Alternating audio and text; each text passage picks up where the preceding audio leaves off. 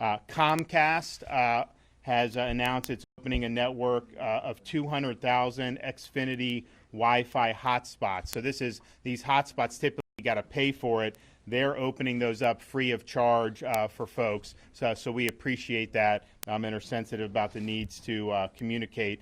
Tennessee is sending 6 swiftwater rescue teams in preparation of the storm. As we said, we anticipate some really serious water events as a result of this, and we are going to need those. We also have FWC, and we have other assets that are going to be involved in that. You know, Lake Okeechobee obviously is going to take water as a result of this. The lake is a little bit more than 13 feet. It can take some more, but you know we're cognizant that could be an issue, and obviously we're in contact with the Army Corps, and they're committed to making sure that Herbert Hoover Dike maintains its integrity. We will, as evacuation orders are issued, we will be suspending the tolls once people are starting to evacuate. We also have cleared the shoulders on all the major highways and swept them, and we'll be opening up the shoulders for traffic. You know, people have asked about whether you're going to do only one-way traffic. We're not doing that certainly at this time because we're still bringing in things. We're bringing in fuel. We have utilities pre-positioning assets. So there's a lot of things coming into the state to be able to help fight the storm. We've got a lot of volunteer efforts underway. The Salvation Army has 33 canteens and 2 field kitchens on standby. American Red Cross has up to 80 food distribution trucks available in Florida that they're going to be able to start pushing out.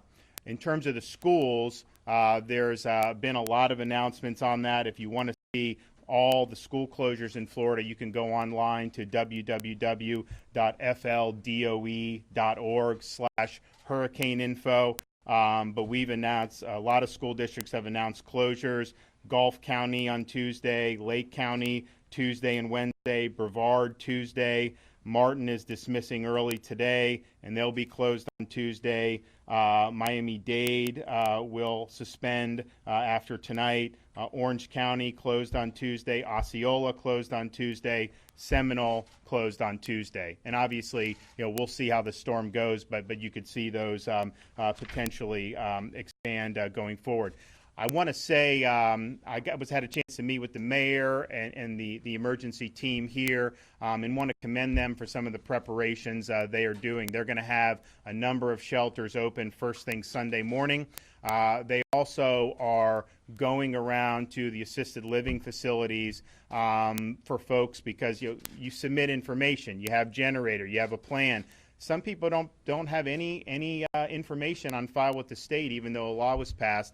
They're going around proactively and demanding accountability and demanding that they produce plans and that they're able to take care of some of our most vulnerable folks. And so I really appreciate them doing that. And of course, just as governor, I appreciate Orange County's role. I mean, obviously Orange County is going to be affected by this, but you're going to have people fleeing from some of the coastal areas to Orange County. And so we appreciate you guys stepping up and helping your fellow Floridians. I can take a couple questions. I'll be going back to Tallahassee after this, and we've got some more announcements that we're working on for later tonight. Governor, what's your level of confidence in the power grid after seeing what FPL had to do? We obviously have Duke Energy here too. People are most worried about power loss if they're not flooding. Absolutely, and you should assume that there's going to be power loss if you are in the path of this storm.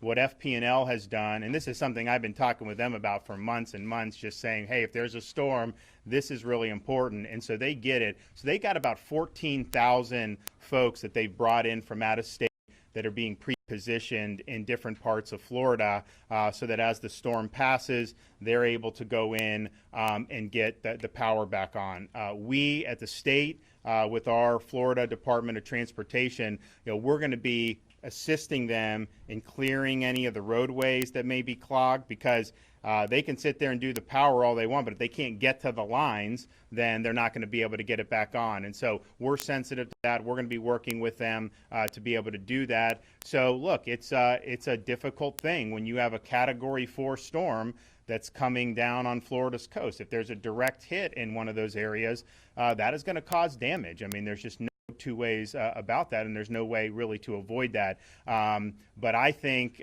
from the state's perspective, we've been in contact with all the major utilities and impressed upon them that the response really is aided by expeditious resumption of power. And so FPL gets that. Most of this track is in their territory, but we've also talked with Duke and some of the others, and we realize how important that is. Governor, is the uncertainty still your biggest challenge? We talked about this yesterday in Brevard.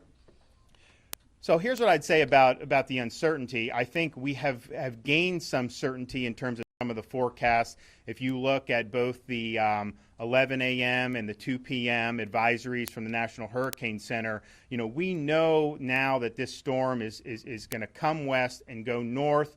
At what point, we don't necessarily know in Florida, but it seems like a lot of these models are in closer agreement on the current track. And so, if you're somebody in places like Palm Beach County, Martin County, St. Lucie County, you've really got to be listening to your local folks. And if you're in an evacuation zone and told to evacuate, you need to heed that call and protect yourself and your family.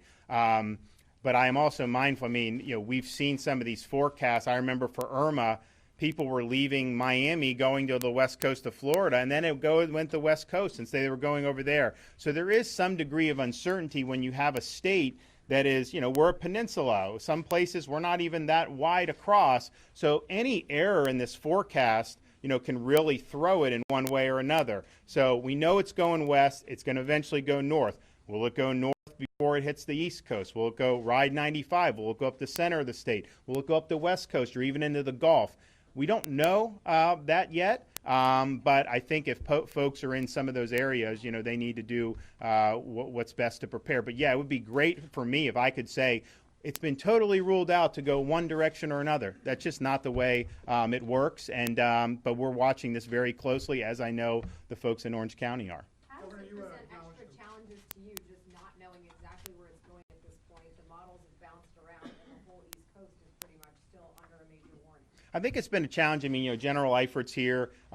He's in the process of mobilization. Obviously, if we knew that it was going to affect Pensacola or whatever, we would be able to pre-position assets. We still are going to do that, but we're going to have north of I-4, south of I-4 forces in different places. So it makes it more challenging, but at the end of the day, we've got a lot of folks that are working around the clock that are dedicated, and we've got a lot of folks, at the county level who are really, really working hard. And I think that, it stinks that we're here for yet another season of storms. The flip side of that is, we've got a lot of corporate knowledge in Florida. We've got folks that are tried, true, and experienced, and this isn't their first rodeo. So that is helpful. When we at the state level are dealing with the folks locally. I've also been in contact with probably half of the president's cabinet.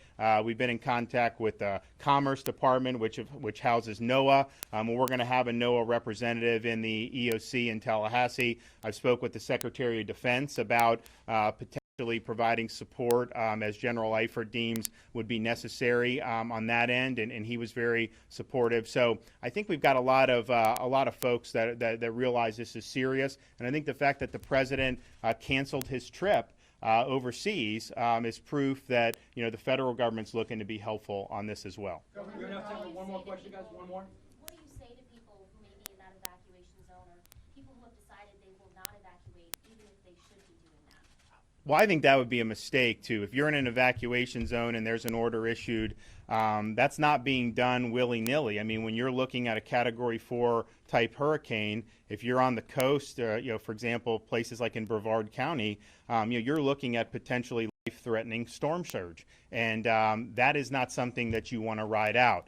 If you evacuate and then the storm turns somewhere else, you go back, you haven't lost anything. If you choose not to evacuate and the storm hits, that's something that could potentially cost you your life, and it's just not worth doing. So please heed the calls of these officials when they make those decisions. And we obviously, at the state, I believe in kind of working collaboratively with folks at the local level, because I think you end up making better decisions. But we're providing our input on areas of the state that we think are of concern in terms of evacuations. We're nearing the point now where I think some of these orders are going to need to come down, and just to give people, particularly in the southern part of the state, an opportunity to get in a safe place. But we will have another update from Tallahassee later tonight, and I really appreciate everybody here in Orange County for all the hard work they're putting in. Thank you.